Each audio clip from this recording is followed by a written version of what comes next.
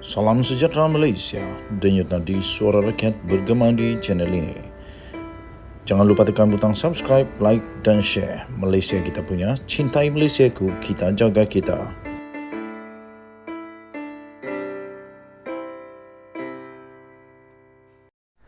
Salam sejahtera Malaysia, denyut nadi suara rakyat bergema di channel ini. Baru sebentar tadi kita terima satu lagi ketirisan sebanyak 10 bilion kali ini. Lebih memengsankan, lebih teruk lagi kali ini. 10 bilion subsidi. Tiris lagi. Nampaknya pendedahan demi pendedahan tentang ketirisan, penyalahgunaan kuasa, dan banyak lagi yang tak betul semakin berleluasa, semakin menonjol-nonjol. Dan ramai penganalisis ekonomi dan politik berkata akan ada lebih banyak lagi pendedahan berkaitan dengan ketirisan, penyalahgunaan yang terjadi sebelum ini. Adakah pendedahan ini salah Anwar? Ramai sangat yang meroyan sekarang didedahkan sejak salahkan Anwar. Anwar pendendam lah, apalah. Yang kamu buat apa hal? Kalau kamu tidak buat, tiada masalah. Yang tidak buat, jangan takut. Kalau kamu takut, maksudnya kamu ada buat. Yang kamu marah, kenapa? Kalau tidak ada masalah, tak pernah buat, sepatutnya saman sajalah Anwar. Saman saja SPRM.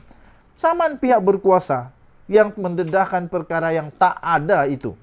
Tapi kalau ada, memang patut pun kamu takut.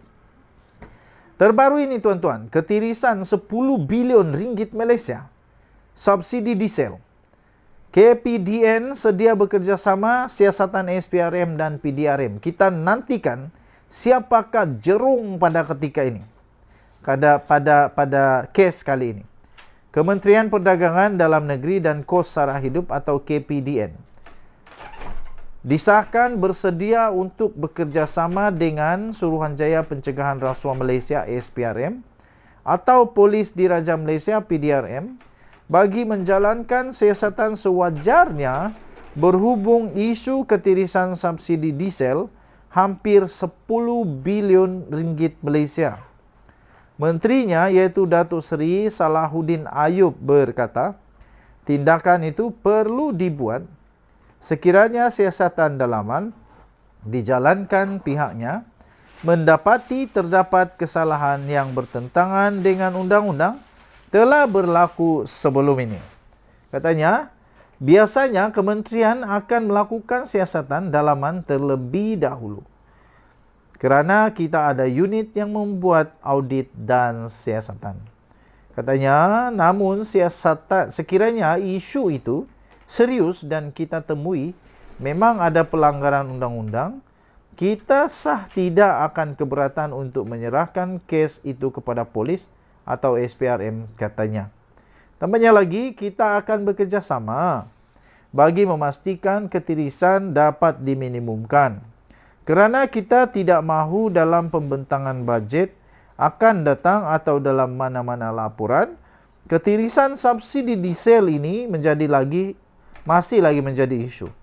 Katanya kepada pemberita selepas beliau merasmikan program Usahawan Muda 2023 di Politeknik Ibrahim Sultan di Pasir Gudang pada hari ini.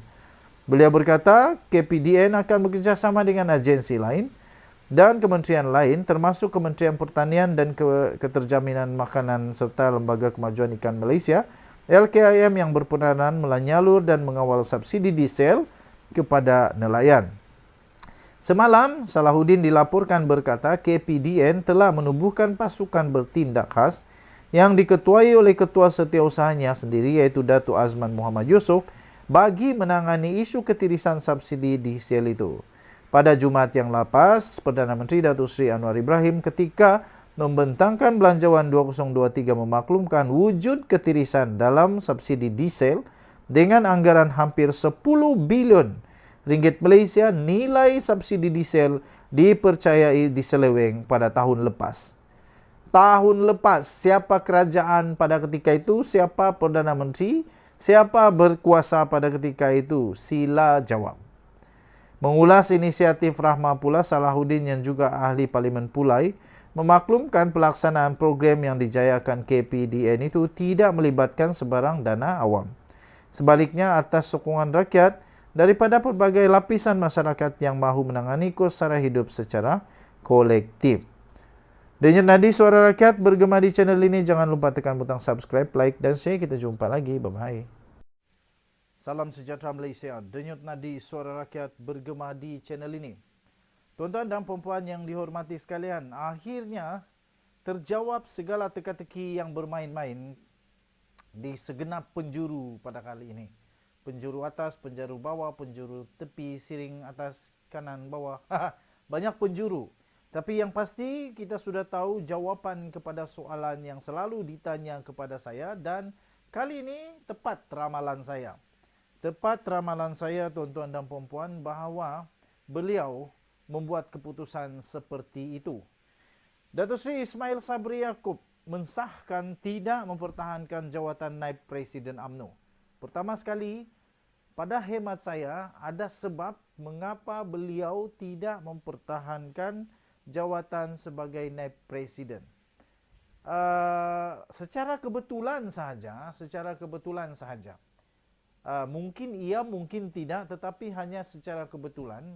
Yang kita ketahui ialah pada ketika Datuk Seri Anwar Ibrahim mau dilantik sebagai Perdana Menteri, dan pada ketika itu ada kemelut politik yang berlaku di dalam UMNO khususnya. Ada yang menyokong supaya menyokong Anwar Ibrahim dan ada pula yang tidak menyokong. Secara terang-terangan yang tidak menyokong ialah Datuk Seri Hishamuddin Tun Hussein dan Datuk Seri Ismail Sabri Yaakob. Tetapi pada akhirnya UMNO memberikan sokongan kepada Anwar Ibrahim untuk menjadi Perdana Menteri. Kemudian pada masa yang sama Datuk Seri Hishamuddin Tun Hussein pula telah digantung keahlian selama 6 tahun. Dan selepas itu pula, tuan-tuan dan puan-puan yang dihormati, Datuk Seri Zahid Hamidi dan Tok Mat Hassan dikecam habis, termasuklah ahli UMNO sendiri, yang mana mereka tidak perlu mempertahankan jawatan mereka kerana mereka menang tanpa bertanding pun. Kerana ada usul supaya dua jawatan tertinggi ini tidak dipertandingkan. Pada ketika itu terdapat juga suara-suara sinis daripada Ismail Sabri Yaakob berkaitan perkara itu. Jadi tuan-tuan dan puan-puan, kerana itu saya melihat bahawa Datuk Seri Ismail Sabri Yaakob tidak akan mempertahankan jawatannya sebagai Naib Presiden. Mungkinkah itu berkaitan dengan rentetan daripada apa yang saya sebut sebentar tadi? Memandangkan tempo penamaan calon bagi pemilihan UMNO semakin menghampiri tarikh akhir, bekas Perdana Menteri iaitu Datuk Seri Ismail Sabri Yaakob akhirnya mengesahkan dia tidak akan mempertahankan jawatan Naib Presiden parti itu. Dia berkata demikian, mengesahkan ketika dihubungi oleh Malaysia Kini pada petang tadi. Jawabnya ringkas, ya. Jawab Ismail Sabri melalui satu mesej teks ketika diminta mengesahkan bahawa dia tidak bertanding untuk penggal seterusnya. Bagaimanapun ahli Parlimen Berar itu tidak mahu mengulas punca keputusan itu dibuat. Tetapi berkata dia akan mengeluarkan kenyataan media tidak lama lagi. UMNO pada ketika ini sedang mengadakan pemilihan bagi jawatan Naib Presiden, jawatan Majlis Tertinggi dan jawatan kuasa bahagian pada 18 Mac ini, manakala tarikh akhir pencalonan telah pun ditetapkan pada pukul 5 petang hari ini.